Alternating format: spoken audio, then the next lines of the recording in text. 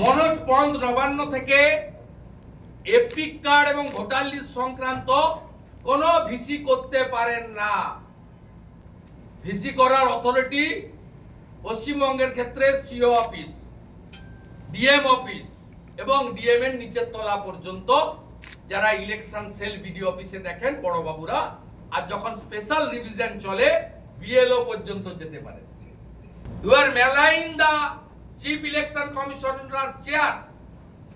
It's not tolerable. This is India. আমাদের সব কথার শেষ কথা হচ্ছে বাবা সাহেব ভীমরাও আম্বেদকরের সংবিধান। যে চ্যালেঞ্জ করবে তাকে জনগণ ধ্বংস করবে। সুবিধা একটা জায়গায় রাজ্যের বিরোধী দল এবং রাজ্যের শাসক দল দুজনেরই দাবি এক, ভুয়ো ভোটার। আপনারা একটা দিকে ভুয়ো ভোটার কথা অভিযোগ করছেন, উল্টো দিকে কি অভিযোগ? আমরা তো 15,000 পাতা দিয়ে গেছি। তৃণমূলের কাছে রেকর্ড কোথায়?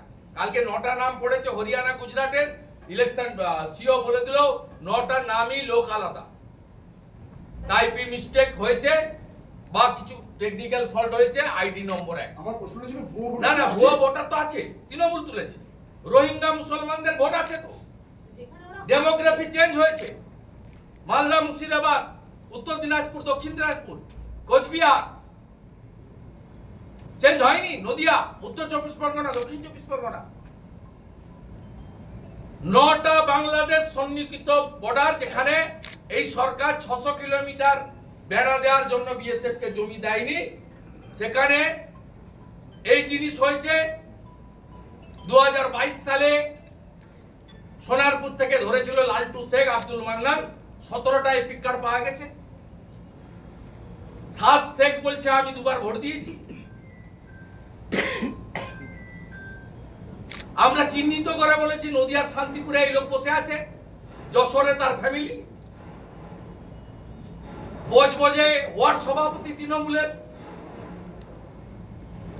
লালমনিরহাটে তার পুরো ফ্যামিলি, সেখানে ভোট দিচ্ছে, এখানে ভোট দিচ্ছে। আমরা তো ডকুমেন্ট দিয়ে বলেছি। আর মুখ্যমন্ত্রী কাল যে 9টা নাম বলেছেন, প্রমাণিত হয়েছে গোটাটা মিথ্যা, ফেক, ফলস ইনফরমেশন। আমরা বলছি রাজনৈতিক সস্তার চিপ নেওয়ার জন্য উনি দিল্লির নির্বাচনে উনি যাকে সমর্থন করেছিলেন, শত্রুঘ্ন সিনহাদের যাদের প্রচারে পাঠিয়েছিলেন, সে ঝাড়ু হেরে যাওয়ার পরে তিনিও আতঙ্কিত। ফ্রি ফ্রি ফ্রি করে আর জিততে পারবেন না। সরস্বতী পুজোয় বাধা দিয়ে আর জিততে পারবেন না। হিন্দু জাগরণ ঘটেছে, সরস্বতী পুজোয় হিন্দু তাকত দেখিয়েছে। আজকে সকালে তারাপীঠে বৈষ্ণবদের সমাধি ক্ষেত্রে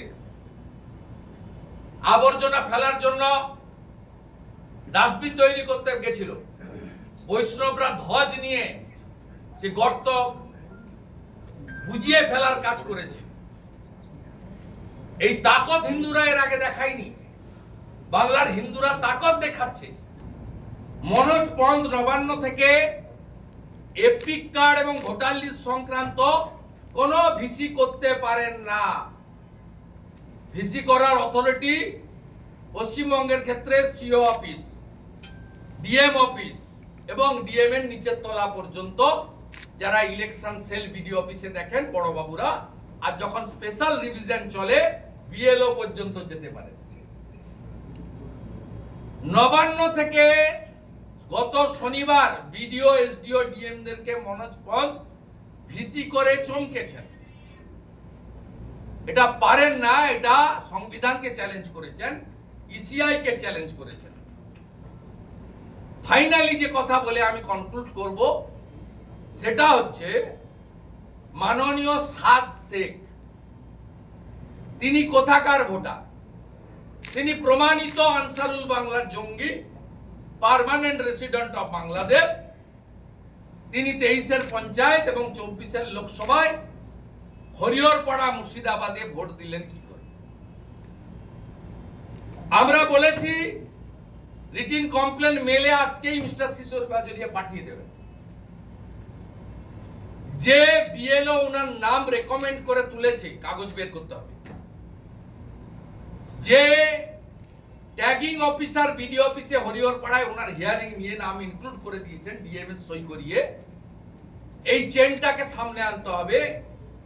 এদের বিরুদ্ধে ব্যবস্থা নিতে হবে। কনসার্নিং বিএলও হিয়ারিং যিনি করেছেন on behalf of BDO office, বিডিওর একজন ট্যাগিং অফিসার হিয়ারিং করেন তিনি, যে বিডিও ফাইনাল করেছেন যে ডিস্ট্রিক্ট ইলেকটোরাল রেজিস্ট্রেশন অফিসার অর্থাৎ ডিস্ট্রিক্ট ম্যাজিস্ট্রেট, তার নাম সাব সেকেন্ড তুলেছেন, যিনি নিজে বলেছেন আমার এপিক আছে, আধার আছে, আমি দুবার ভোট দিয়েছি। এটা আপনাকে করতে হবে। আর একটা ইন জেনারেল দাবি আমি করেছি যে পশ্চিমবঙ্গে ভুতুড়ে ভোট তুলেছে তৃণমূল কংগ্রেস, রোহিঙ্গা মুসলমান অবৈধ অনুপ্রবেশকারীদের ভোটার লিস্টের নাম তুলেছেন তৃণমূল কংগ্রেস, 9টা বর্ডার জেলাতে অবৈধ ভুয়া ভোটারের নাম তুলেছে তৃণমূল কংগ্রেস। তাই আধার এবং এপিক লিংক করে রেশন দোকানের মতো বায়োমেট্রিক মেশিন দিয়ে পশ্চিম বাংলার নির্বাচন করতে হবে, এটা জনগণের দাবি। চ্যানেলকে কালকেই বলেছি, একটা লোক হসপিটালে শুয়ে আছে, এতটুকু মনুষ্যত্বর মধ্যে নেই। উনি এবং উনার পিসি মুকুল রায়কে বিজেপির এমএলএ থেকে তৃণমূলে উত্তরীয় করিয়ে যোগদান করিয়েছিলেন, সেসব ভিডিও তো ঘুরে বেড়াচ্ছে। সবচেয়ে দুর্ভাগ্যজনক ওর ছেলের সামনে এটা কাল, আর আমি উনার চিহ্নিত উনি করেননি, উনি আমাকে টার্গেট করেছিলেন। উনি 11-র পরে আসা মাল, উনি এখানে ব্যবসা করতে এসেছেন, 3000 কোটির মালিক হয়েছেন। উনি আমাকে টার্গেট করেছেন এবং সেটা আমি বুঝেই উনার পারিবারিক পার্টি থেকে টাটা বাই বাই করে বিদায় নিয়েছি। মুকুলদার কাছ থেকে সব কেড়ে নিয়েছিল, যেমন মমতা ব্যানার্জিকে কংগ্রেস তাড়িয়ে দিয়েছিল, প্রণম্য প্রাতঃস্মরণীয় অটলজি তাকে শেল্টার দিয়েছে, ঠিক মুকুল রায়ের কাছ থেকে সব কাড়িয়ে নিয়েছিল কৈলাস বিজয় বর্গীজি বা বিজেপি। মুকুল রায়কে স্থান দিয়েছিল।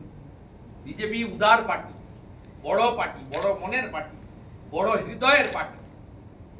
রাজনৈতিক লোকেরা যখন অসহায় হয়, বঞ্চিত হয়ে যায়, বিজেপি তাদেরকে আশ্রয় দেয়, যদি সে আশ্রয় নেওয়া যায়। মমতা ব্যানার্জিও আশ্রয় খুঁজেছিলেন।